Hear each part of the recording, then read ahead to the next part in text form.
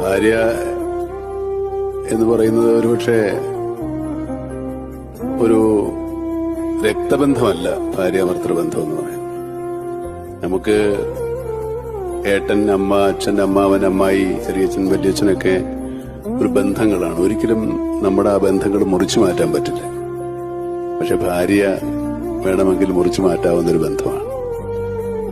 നമ്മൾ ആലോചിക്കേണ്ട ഒരു കാര്യം, ഈ ഭാര്യയിലൂടെയാണ് ഈ ബന്ധങ്ങളെല്ലാം നമുക്കുണ്ടാവുന്നത്.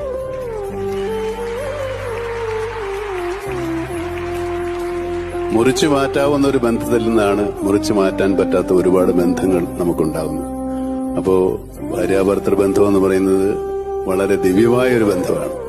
പരസ്പരം രണ്ട് മനുഷ്യരും മനസ്സിലാക്കി രണ്ടു തരം ചിന്തകളും ചിന്താഗതികളും രണ്ട് മനസ്സുമുള്ള രണ്ട് വ്യക്തിത്വങ്ങൾ ഒന്നു ചേരുന്നതാണ് ഭാര്യാഭർത്തൃ